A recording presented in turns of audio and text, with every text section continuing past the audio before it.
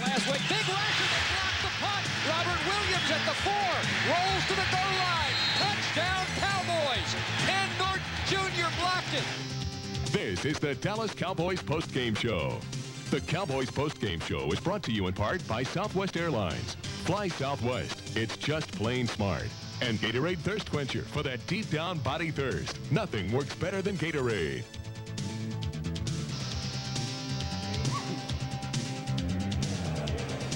Welcome to the Dallas Cowboys postgame show. I'm Michael Ray, live at the Vet, and very wet, as a matter of fact. The Cowboys pull out a scary one on Halloween, 23-10. They beat the Eagles, and I think this weather was especially ordered by Eagle fans. A slogfest into the fourth quarter, and the little Cowboy magic comes in. Eddie Murray hits a 43-yard field goal in a driving rainstorm. It hits the crossbar and jumps over.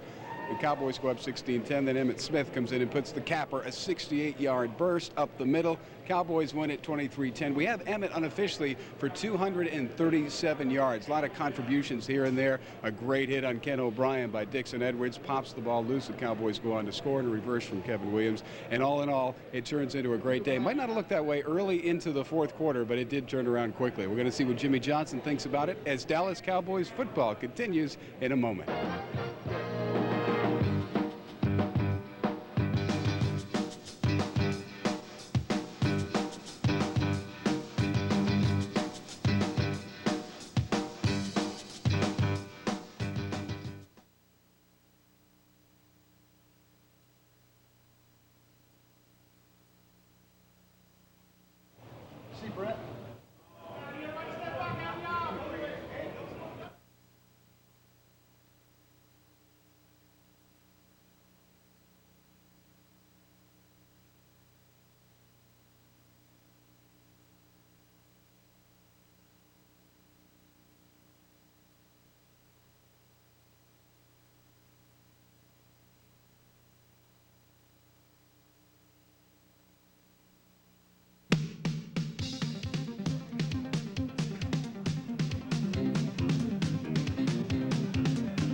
Michael Ray.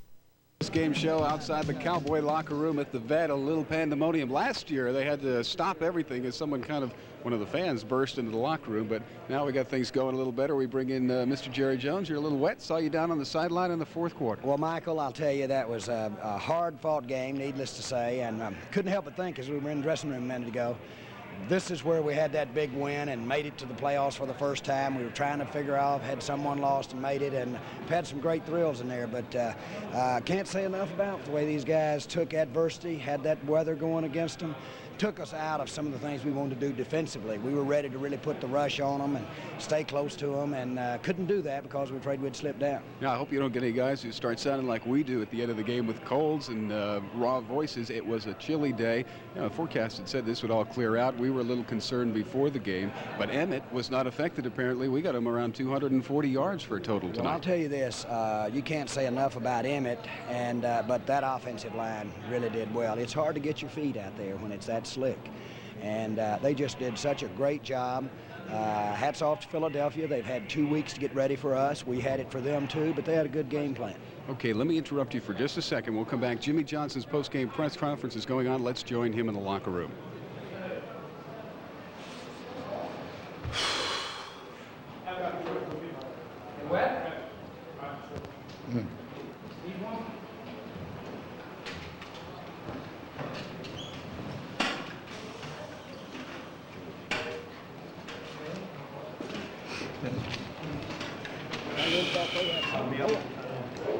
Okay, the press a little bit slow getting into the locker room is what's going on now. Again, we mentioned that problem last year, so Jimmy's kind of waiting for them, and I believe he's ready now.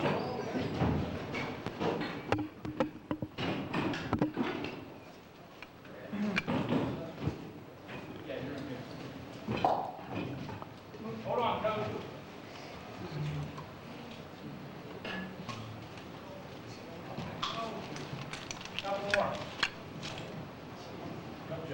Tim, are you clean? Tim, hang on. Yeah. Lisa, You okay, Brian? Okay. hang on.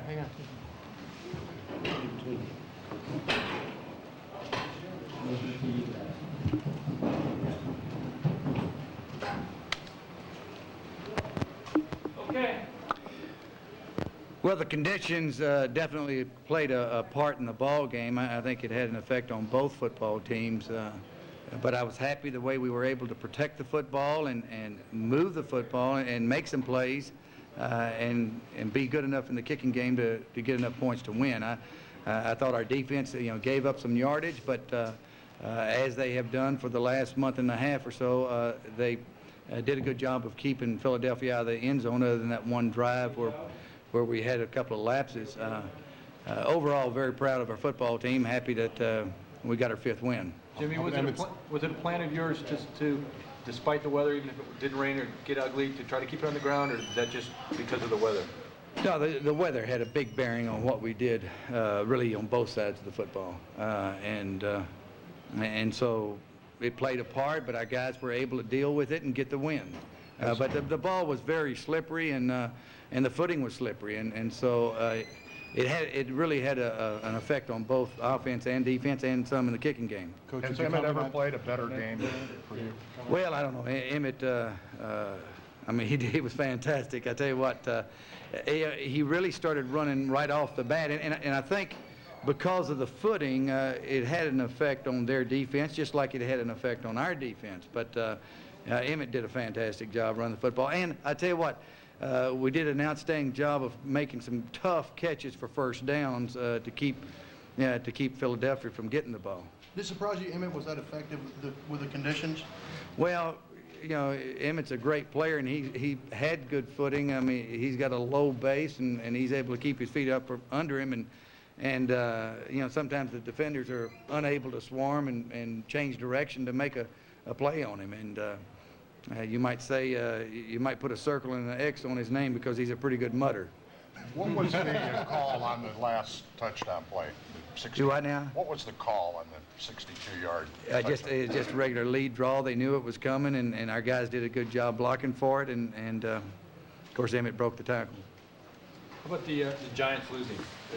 Is that a feeling, obviously, first? Well, we're so early in the season. We got a lot of football left to be played, but we're tied with the Giants, and they're coming to town, so we'll see them come Sunday. Were you at all surprised how competitive the Eagles played you there? Oh, no. I mean, when Dallas comes to town, Philadelphia is going to give it their best. I mean, and we knew that coming in. I think some of the fans and some of the media might have thought that something different, but we knew that they were going to give their best effort against the Cowboys. Jimmy, does this prove just how valuable Emmett is to the Cowboys, a game like this? Well, I don't know if this proves it. I mean, back about 3 years ago when we opened up the season with him, that proved it right off the bat. It seemed like about the second game that he played, he rushed for about 100 or so against Tampa, and back in those days, we were happy to beat anybody.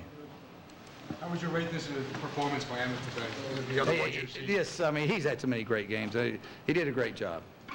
Did the conditions cause you to run this much, or because you were having so much success? Well, the conditions is what caused us to have success in the running game, and it caused some problems in the passing game.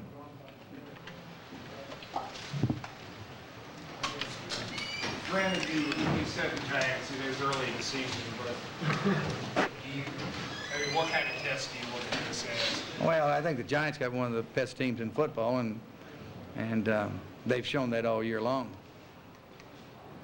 Jimmy, a little late in here for Philly TV. For the umpteenth time, Emmett's performance today against the Seagulls. He did a great job. He's a great player, and he did a great job. Okay? All right.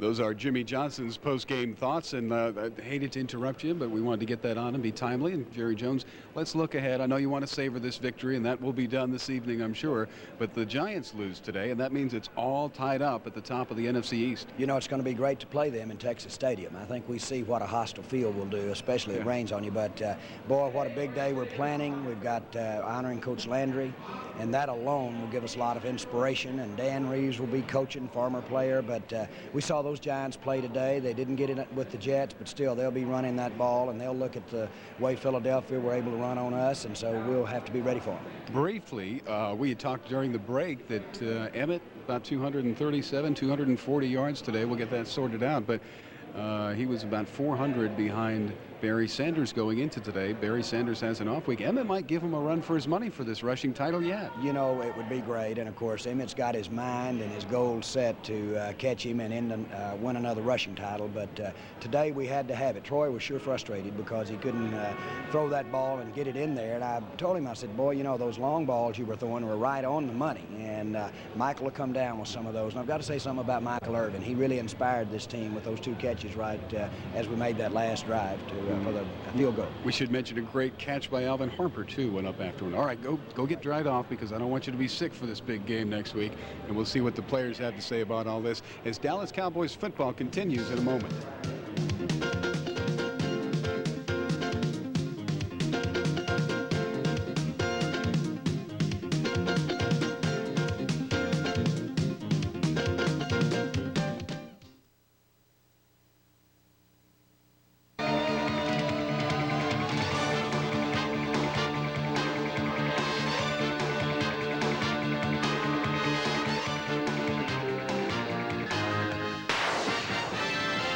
Guests on the Dallas Cowboys postgame show receive the following gifts: a Saturday night stay at the Sheraton Park Central Hotel, plus Sunday brunch for 2 at Cafe in the Park, the Sheraton Park Central of Dallas, LBJ and Coit Road. Guests also receive a $100 gift certificate from the Room Store, home of fine furniture and accessories. We put it all together and save you more at the Room Store. A $100 gift certificate from Fuller's Jewelry, good for a Seiko watch. Fuller's Jewelry, where we treat you like one of the family. And our star of the game receives a picture-perfect television from Mitsubishi Electronics. Nothing delivers the excitement of sport like a big-screen Mitsubishi TV. And now the Dallas Cowboys post-game show continues with Michael Ray and Brad Sham. Brad Sham back in the Cowboys locker room where the Dallas Cowboys have beaten the Philadelphia Eagles today 23-10, and that makes 2 wins in the last 6 trips to Philadelphia for the Cowboys, but they'll be more than happy to take it. And we're going to talk to one of the men who made some of the biggest plays today, Cowboys safety James Washington, who first, congratulations on the win. This has got to be as much of a struggle as it was in the rain and everything else. This has got to be a very satisfying win for your team, isn't it? I mean, after the halftime speech by our coach, you know, I think we're a team that works good with adversity, and we came out and played and, you know, toned down and did the things we had to do. What was the nature of the halftime speech? I just can't, you got to edit it on television, so I can't go through that one.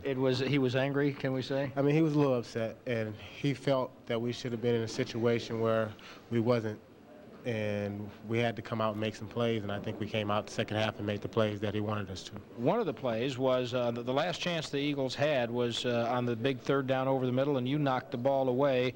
If they complete the ball there, then we got something interesting to talk about for a while longer. Tell me what you saw and what you were thinking about on that play. Oh, we had a double switch call, and they've been running like double hooks, and he ran for the 1st down.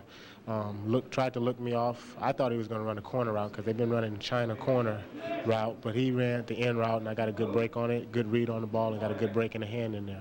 How do you adjust what you do, if at all, James, on a day when the weather conditions are what they were today? This is the worst weather this football team's played in I don't know how long. Well, this is, you know, we're an adverse situation, and, you know, our coach put us in every situation possible during practice. So when we come to the game, I mean, we're pretty much prepared. Playing in Dallas and practicing in Dallas, you never know what the weather may be. So we pretty much, you know, is focused on what we have to do, come out and do the things that we prepare to do and try to stop some of the things that they do well. You also had 2 nuclear plays in the kicking game, a tackle and a tremendous block on a kick return. And I'd like to have you talk a little bit about your philosophy, because you were, I thought, unfairly accused in the San Francisco game of, in fact, you were penalized, and the films pretty clearly show that it was a clean hit that you made on Jerry Rice. But what's your philosophy of trying to deliver a big blow like that? Well, my thing is that I have to be aggressive. I mean, that's my nature as far as what's kept me in the league this long. And I'm not trying to hurt anybody. I'm just trying to make a stand when I get opportunity to get on film, because you never know what might happen.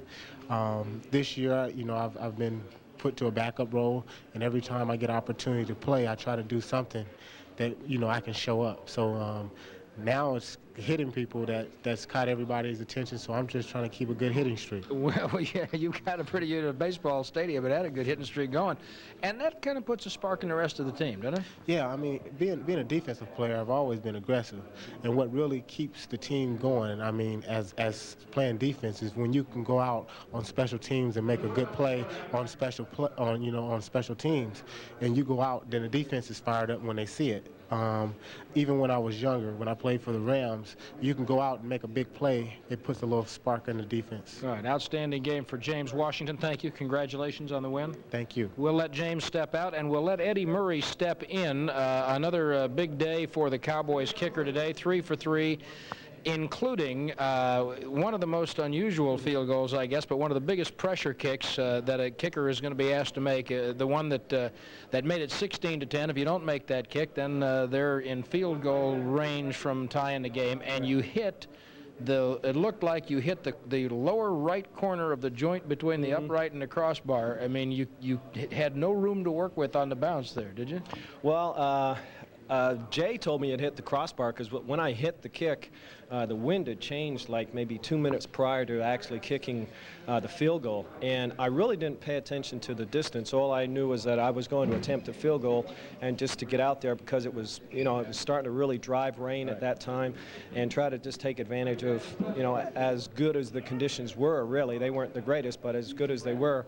And when I hit it, I hit it like a 55-yarder. So I looked, and I saw it going through the goalpost, and I thought, it's good. And then Jay said, hit the crossbar, and I thought he was kidding with me a little bit. So, I went there, and everybody said on the sideline it did. I thought, boy, that wind was a lot stronger than I thought. Well, and I really wanted to talk to you about the conditions because it had just about second down, maybe. It just started to pour.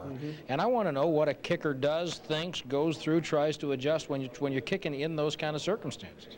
Well, the biggest thing is it really affects everybody. It affects the snap, it affects the hold, and also the kick. So, I've got to give Dale Halistray and Jay Novacek a lot of credit also for it. I mean, granted, I kicked the ball, but they put me in position to give it my best effort.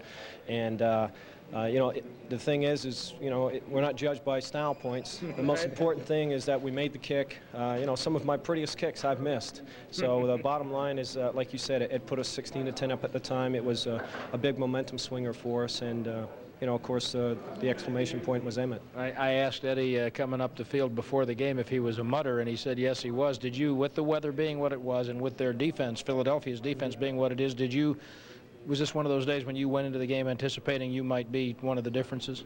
Very much so, and it just so happened to work out this week that we had extremely adverse conditions at Valley Ranch. Also, we had a lot of wind that we had to contend with, and we're always kicking into the wind. And, it gave us a good practice mode going in. So when the conditions were as poor as they were, I thought, well, they can't get any worse than they were at Valley Ranch, wind-wise anyway. And the rain, all it is just making sure you make good steps and that you don't put yourself in a situation where you're going to slip. Right. Eddie Murray, a big day for the Cowboys. We'll take a break and say congratulations to him and be back with Emmett Smith when Dallas Cowboys football continues in a moment.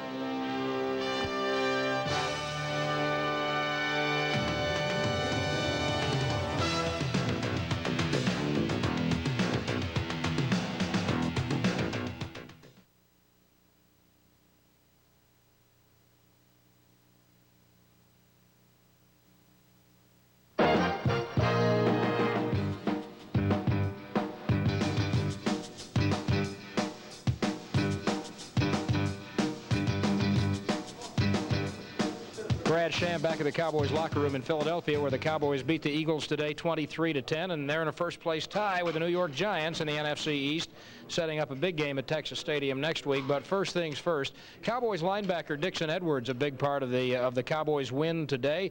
First career sack, caused a fumble that the Cowboys recovered and turned into the only touchdown of the first half. So I would say that was a pretty big play. So talk a little bit about how you remember that play, what you were supposed to be doing and what you did and all like that. It was a blitz design for the Sam linebacker. We're supposed to go outside, and Tony Casillas, I seen Tony Casillas, they cleared it out in the inside, so, took everybody outside. I decided to go underneath, and when it was wide open. And I remember when I looked up, somebody was on the ball, And then we went down there and scored. Do you think about causing a fumble or getting a sack when you see a lane like that? I mean, what are you thinking about when you're on that rush? Oh yeah, we practiced this play all week, both weeks, and practice it opened up every time. And when you get down there, you just kind of grit your teeth because you know it's going to happen, and it did.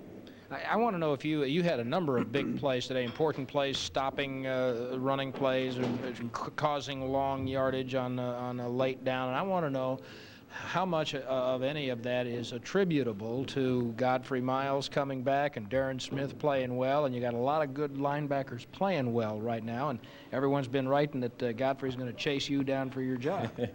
Yeah, I mean, he's a great guy. I mean, his ability is any one of us can play at any one of these positions, and everybody on the defense, all our linebackers run 4-5, you know, low or high 4-4s.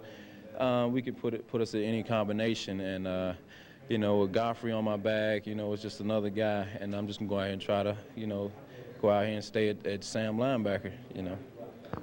Let's talk a little bit about defensively in general. This is the second time in your last 2 games, I guess, maybe the third in the last 3, that you give up a lot of rushing yards, not a lot of points, win the football game. At some point, if you keep on giving up that many rushing yards, are you worried about it catching up to you? Yeah, it will catch up to you. We just every week rainy games you expect them to do a little bit more running than passing, and today was no exception. You know, the inside run, you know, we have to make some adjustments to that, but I mean, it's just a game plan type of thing, and then next week I think we should do better than that. All right, and a big game today for Dixon Edwards, and we congratulate you and thank you for your time. Yeah, thank you. Dixon Edwards. We'll let Dixon step out now, and let's step in the man who just had the best rushing day in Dallas Cowboys history, the best rushing day ever against the Philadelphia Eagles, tied with a guy who used to play in Cleveland. Brown, I think, was his name. And the 6th best rushing day of all time in the NFL. Emmitt Smith is our player of the game. Gee, there's a shock. Congratulations. All right, did it feel like something you'd been waiting for a while to break a long run? Oh, yeah, definitely. I mean, coming back, missing the first 2 games, missing training camp and so forth, and trying to gain ground, trying to make something happen, make something positive happen for myself. To have a long run like the one I had today is definitely satisfying. How satisfying was it, or how surprising was it to have 120-something at halftime? It's very surprising to have 120-something yards against the Eagles at halftime. The Eagles is definitely known for a great defense, and I still think they're a great defense. We just try to take advantage of certain situations. I think they changed their philosophy on defense a little bit.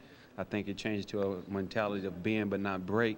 And we was able to move the ball on the ground effectively early. Now they have, and I guess one of the raps against them coming into this game was that they've given up some yardage on the ground. Talk to me about what your emphasis was in preparation for the game, what your planning was, why you think that was the case, and what you were able to do with them today. Well, coming into the game, I feel like we prepared ourselves to run the ball, and we don't really change anything, but I think that we had a lot more emphasis on running the football a little bit and getting the running game started, and I think that that paid off tonight, and we was able to go out and move the ball effectively on the ground early and continue to move the ball a little bit in the second half also. Like a lot of great runners, you have a lot of games where you kind of slog around a little bit at the beginning and get 2 and 4 and 1 and 3, and today it was not the case. You exploded early. Why was that the case today? Like I said, offensive linemen did a great job of blocking and getting on their players and staying with them. And I think the offensive linemen really wanted to run the ball today. They was hyped up about it. They was very enthused about it. So when they feel like that and you get in the holes like I received today, you're able to go out and just have a career day. And I think they did a great job of blocking. Derek Johnson did a great job of leading up in the holes and leading me down the field also. Now, what about the weather conditions? I know you don't like to play in the cold. We've talked about the fact that Pensacola doesn't get too cold, not cold enough to be like that, but it was also rainy, and was it harder to hold on to the ball? No, as a matter of fact, I think it was my mindset was basically hold on the ball tight and try not to make any turnovers at all, considering the one that I had last week. And I wanted to do that to the best of my ability today, was have a good day as well as hold on to the football. All right. There's a lot of people asking you questions about a possible rushing championship, which is silly, I think, considering at this point. You have one big game, and everybody think that you're making a charge for the rushing title. Every week is a definite charge, but I'm not thinking about no title. Well, that was what I wanted. I'm not thinking about no title. I'm thinking about wins, and wins can overshadow a title any day. All right. Look forward real quickly to a matchup with the team that you're tied for first place with now as you get to the halfway point of the season, the New York Giants. Definitely. The Giants have a great ball club. They have a great coach, great defense and offense, and Phil Simmons and so forth, Rodney Hampton and the running backs that they have. It's going to be a tough ball game. They're definitely a ball control offense, and I think it's up for our offense to keep their offense on the sideline and keep our defense on the sideline also. But we're going to have to go in with the same mentality that we went in today and execute and practice hard daily and get mentally prepared to play them, because it's not going to be a cakewalk. Cowboys rushing record today, 237 yards for Emmitt Smith, the star of the game in the 23-10 win over the Philadelphia Eagles. Thank you and congratulations. Appreciate it. And Dallas Cowboys football will continue in a moment.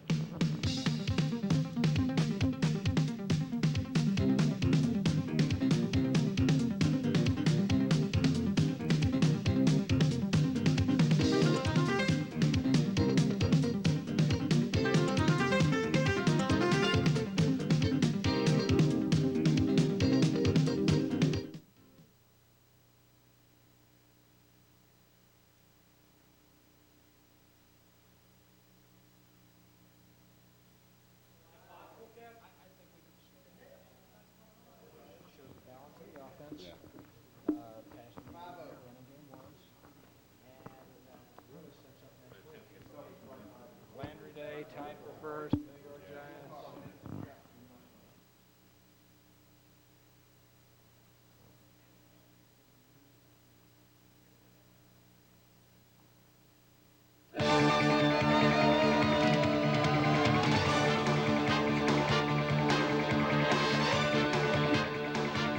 Back on the Dallas Cowboys postgame show, and I love that Nate Newton. Nate Newton just came by and informed us he intends to enjoy the flight home. Yes, as so often happens, that's what we're running to catch. So do join us again next week as the Dallas Cowboys take on the Giants at Texas Stadium.